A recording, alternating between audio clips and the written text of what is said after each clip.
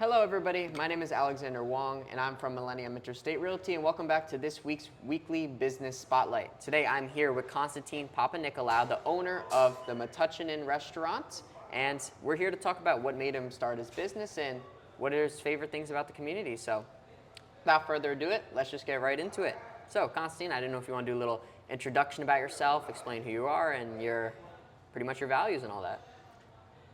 My name is Constantine Papanicolaou, and I've been in this location for 30 years. Prior to that, I owned another restaurant that originally was named Coffees of the World, and it was renamed to Constantine's Restaurant in not far from here. When I first came to America, that was not my intention. My intention was to work as a physical therapist or a coach at Princeton University for the water polo team. But a lot of people encouraged me to stay in the profession, in the hospitality industry, which I did. And so far, I'm very happy about it. Yeah, it's awesome. I mean, some things work out that way, right? And Yep. Here we are now. Awesome. So, first question up, I just wanted to ask, what is the backstory of choosing this neighborhood for your business? Well, again, what I normally do when I get into a concept that it requires a little bit of a study, I studied the reasons that makes a restaurant successful and in regards to location. Mm-hmm. Everybody provides the food, everybody provides good service, but the location sometimes is what makes you be more successful. What I came up was that there are 5 reasons. You need a proximity to a university that brings business from graduations or from parents' weeks or whatever it is. Second is the proximity to the main corridor of the train station. Mm-hmm. Because a lot of people are using that, they're commuters to New York, they come back, they want to be close to the train station. And third is business centers. We have Metro Park and Raritan Center that they are very important to our business. Fourth is that a hospital, because a lot of people who come to visit the hospital or the physicians where they have the pharmaceutical programs, they also contribute to our business. And last but not least, you need a community that supports your type of food. Mm-hmm. For that reason, when we first started, my idea was putting the best that I will satisfy my palate.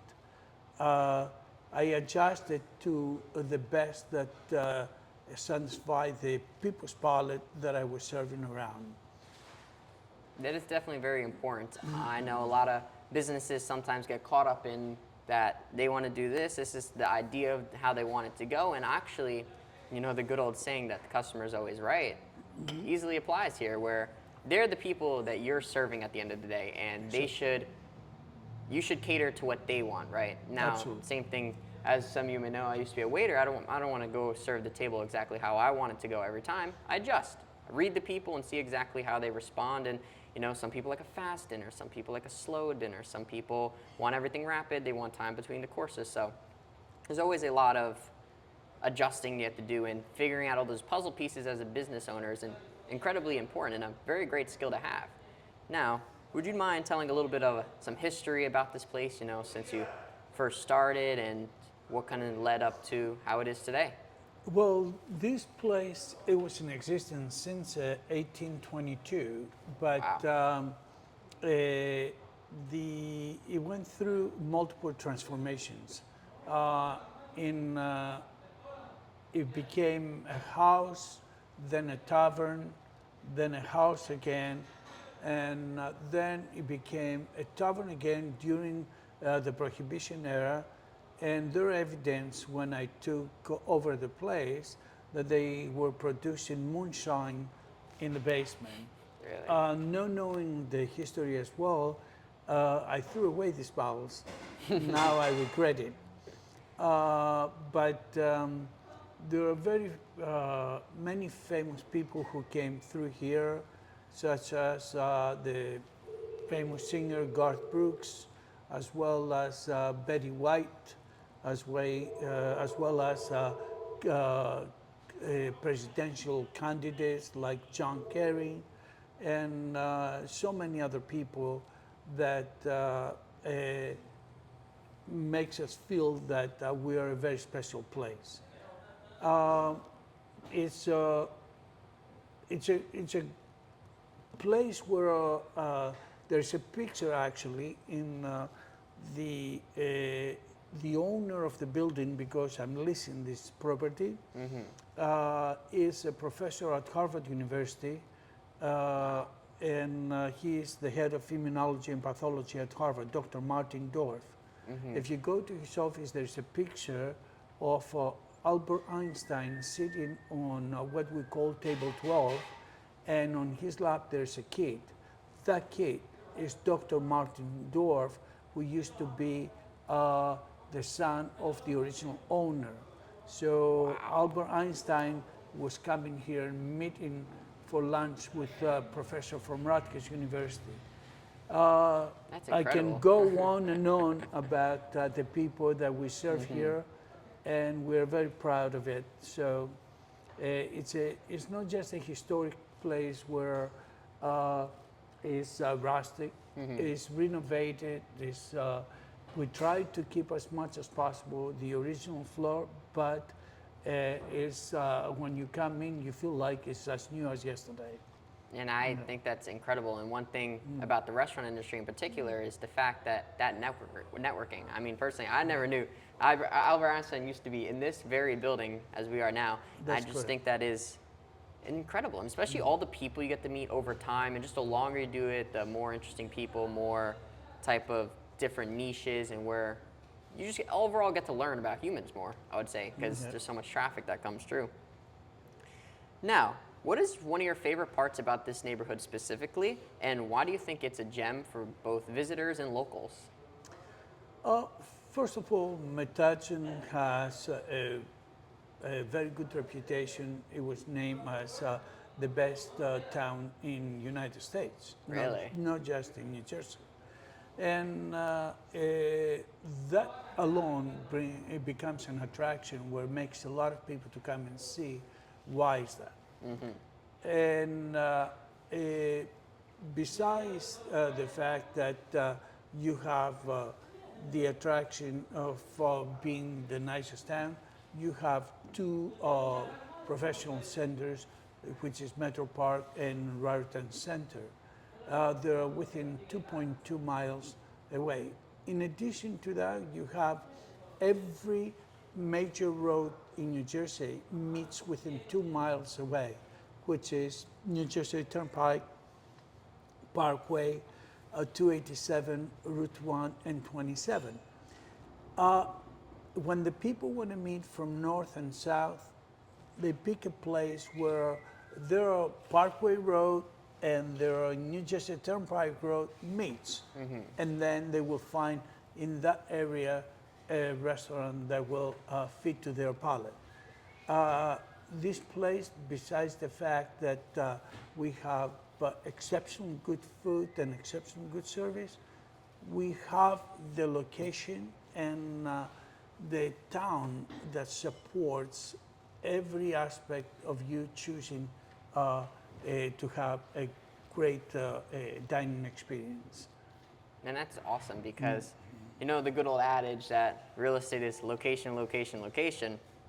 So, I mean, this is honestly great. You're right off of Main Street, and you, as you mentioned before, you have everything in proximity. I know you do a ton of Hackensack Meridian parties and a lot of pharmaceutical events, as well as people traveling from everywhere to be here. Some of the people I've talked to came from like Of upstate course. New York. I have And people that's from our goal. Connecticut. Our So, goal is to be a destination restaurant. And remember that the two larger employers in New Jersey are Wake Firm, which is all the ShopRites, which are overall in the tri-state area about 95,000 people employee. But in the state of New Jersey, there are 39,000. I've done my study. And as well as Hackensack Meridian, which is 36,000, which they moved their headquarters into Metro Park. Every day we have some kind of a party from Hackensack Meridian. And so many times we've been supported by Wake Firm. Well, it takes a lot more, and we don't leave any stone that is not lifted to see if we can do business. Our reputation now is exceptional, especially for the weekend parties. We do the baby showers, the bridal showers. We do bar mitzvahs, communions, confirmations, everything that you can imagine that makes us almost every weekend to be booked. And I'm very proud of that. I contribute very much to that program, and I think we have a long way to go. and it's absolutely super nice that any area where they want to host these events as well, it's just commemorated by, you could do anything imaginable. Now, I know in some certain places, right, you can't do certain type of events because, you know, it's like bigger of an open room, or it's way too cramped together, and it's very nice. So you have a balance of the outside area, you have upstairs, more seclusive. 5 dining rooms of different sizes. So if you have a party for 20 people or for 10 people, or even 5 people, we can provide a private area, or 40 people or 70 people, anything you can imagine. We are able to do that. And that makes us more attractive to people to choose us. Just curious, what's the largest party you've ever done here? The largest party that we ever had done is 160 people. What was that, some type of wedding or? Yes, and they took the entire place. Actually, also a repast that was 160 people. Wow. Yeah.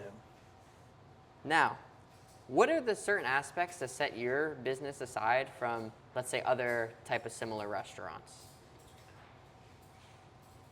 To tell you the truth, the only thing I do is I wake up in the morning and I say, where am I today?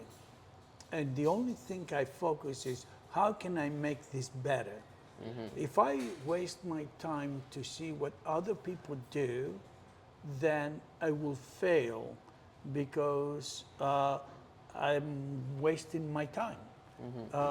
My focus is, what can I do better than I did yesterday? And that's where we're focusing on. And that's a great mindset to have, because I know some people who captivate that mindset tend to do incredible things. And obviously, since we're sitting here now, you know, it's going pretty good. So you're a young man, and I'm going to give you an advice. First of all, you got to fall in love with yourself, and up to a point. And when you walk through this room, if you have the confidence and you deal with, you're happy with what you do, you walk through the room with your chin up. You're not depressed. You're not, oh, I didn't do what they do. If you walk through this room with your chin up and you're happy and confident about what you're doing, people want to talk to you. People want to meet you. People are interested in you. So my philosophy is that not to be loud, not to be cocky, but to be confident and love of what I do. And if you love what you do, you won't work a day in your life. that's an excellent saying, and I 100% second that. That's actually one of my firm beliefs as well, because at the end of the day, you're going to be the best person there for you, essentially. So if you know you could train yourself to essentially believe in yourself and think that, okay, well, this is what I like to do, and if I could continue to do that at a great level, then you can really make something yourself. Yep. Now, what is one of the biggest surprises you faced as a business owner? The biggest surprise that we have here is in terms of employment, um, that a lot of people who come to work here, they feel that they're made for something else, but their major job is here, so they don't put the effort and the love that we do, and even though I know that that's their only income, but if you ask them, they will tell you that their profession is anything else other than what they do here. That surprises me. And that's the difference between being a waiter or a cook or a manager in a restaurant from Europe to here. There is a profession for life, and they're very proud of it. Here is, oh, I'm a transient to another profession. I'm a student and I'm working in the restaurants, or I'm working in the restaurant and my other job is I'm an actor. That always frustrates me, and that's the biggest surprise that I found since I started this business. And I think that too, people, honestly, it's a lot of skill. And this is what a lot of people don't know about. I mean, obviously, you have your gap, right? There's going to be the good servers, the bad servers, the good employees, the bad employees. And if you have somebody who, obviously spends their time here, and that's at least how I like to believe it, is that when I work in a restaurant, right, I'm there. I'm not going to just walk out when I feel like it. So I might as well put together my best foot forward and my best ever, because overall, right, if you can conversate with these people and make them have a good time, then that's personally for me what's important to me. I'm not going to hide in the back on my phone. But the thing is that, it's not essentially just, order taking, as some people may perceive it as. It's more as a service. It's in the fine details, and especially when you come into a little upscale, little fine dining, it's a lot that goes into even just, I know it's a little bit silly, but the placement of the forks, the right time for the food, and bringing out the glasses, when to fill up their water properly. It's a little bit of an art that goes into it. My philosophy and what I try to teach people who come to work here, that I say to them, this is Broadway. And the name of the play is the restaurant. You play the role of the waiter. When you go to a play and the actor had a bad day outside, you don't know. Right. He comes in there and he plays the comedy or the drama, whatever they do is irrelevant to what happened in his life that day. Here, you have to forget what happened to you, and if you can, ask for an excuse not to work today. You come in here and you gotta play the role that you're meant to play. If you're a waiter, you're here to perform that act. I perform the act of the owner. And if I act like a busboy or anything else, I disappoint the people. So I have to be the owner. I have to be meet and exceed the people's expectations. And that's what it's all about. In the restaurant business, is you have to meet and exceed the people's expectations, and you have to raise your level to their expectations. And everybody's different. So for that reason, you have to be the psychologist to understand what they expect from me. And do they expect a better wine suggestion, or do they expect something more from me, or they expect me to step aside because they have a conversation and they don't want to hear about my life? Introduce yourself, but don't try to be the main actor. It's their day, and you're there just to serve them. Right, and as I said way back at the beginning, the putting together those puzzle pieces and essentially it's almost like a pedestal, right?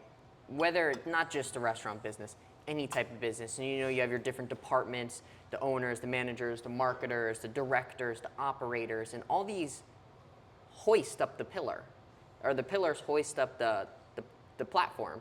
And that essentially is what creates a business, right? If you know you have one half of the pillars holding up, supporting a good, and the other half are faulty, then it's gonna tip over. So being able to essentially put that all together, and of course, what goes on top of the platform, the people you're serving. It all goes way back to the beginning, whether, as I mentioned, the customers or your clients, however it may be, your consumers. It's all going to be that main focus, and they're there for that. So now, what opportunities do you see for growth or expansion in the future?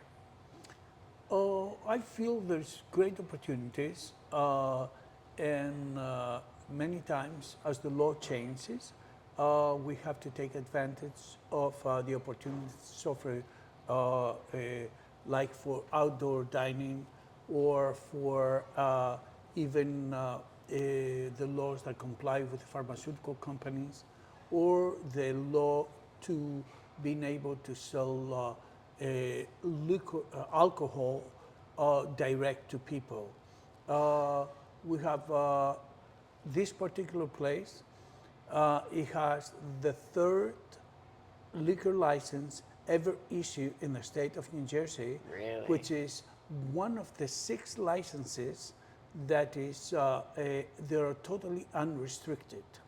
I can sell alcohol directly to people, like a liquor store, or even more, because the liquor companies that you're obligated to purchase alcohol from, they are restricting, they have 2 restrictions: off-premise and on-premise.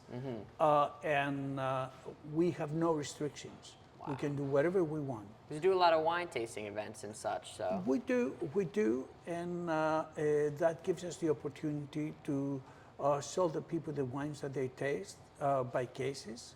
And in many occasions, we can provide the cheapest price that's available in the state of New Jersey by law. If we can purchase it at $10, by law, we cannot sell it at $9.99. We cannot discount, even if it's, if we can't get rid of it, we cannot discount it any further. There are some laws and restrictions in regards to sales in alcohol.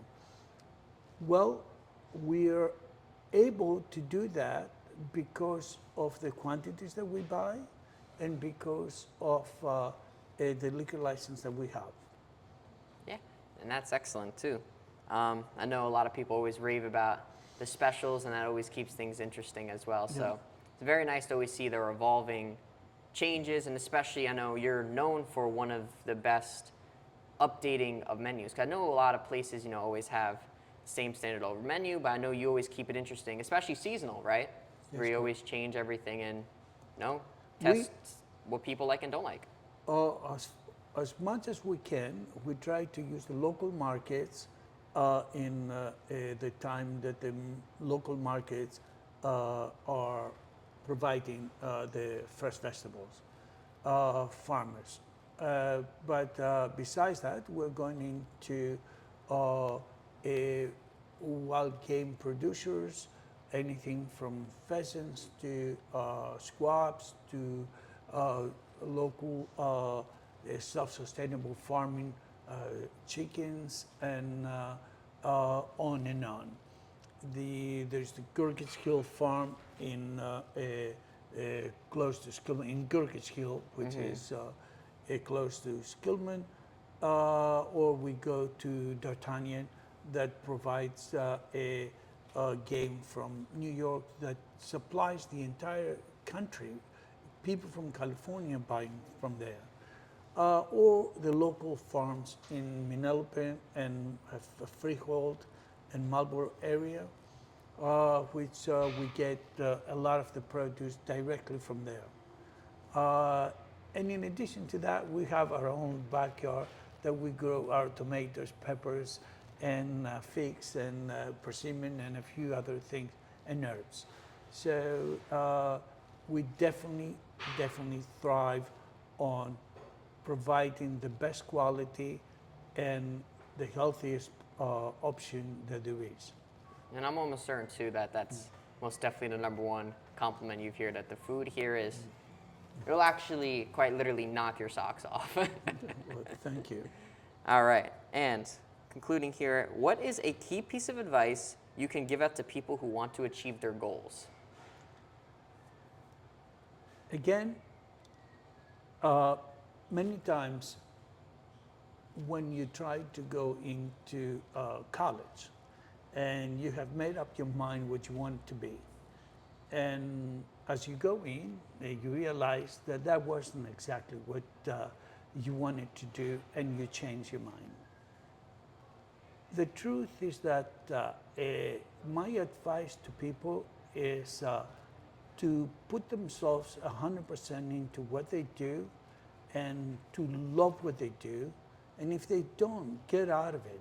Don't compromise to be in a type of job or a type of business that you have no business to be there. If we love what we do, my partner and I, if we go on vacation, we miss the place. And whatever we do it with a lot of love, everything. And we suggest the same thing to any young person who wants to get into the business, that please put yourself into, like, this is the only job, and the only people who you're serving are the only people on earth. And if you don't cultivate them and you lose them, you won't have anything to do. Don't look at them as a paycheck. And you're a great example. You work here. Thank you. Probably the youngest person ever to get a job here. And I tell you, I wish I had 100 of you. All right? I'm flattered. Thank you. Thank you. Well, I want to thank you for taking the time out of your Thank day you. to meet with me today and be on this week's Weekly Business Spotlight. So, do you have any concluding statements? Maybe someone who wants to come check out the area, or maybe thinking about dining here? Well, you know, if you give us a chance, I know we're not going to disappoint you. And I'm looking forward to gain you as a customer. And I can't wait to see you coming back again. We'll see. It might happen. All right. Thank you, everyone, so much. I'll see you in next week's Weekly Business Spotlight. Take care. Thank you.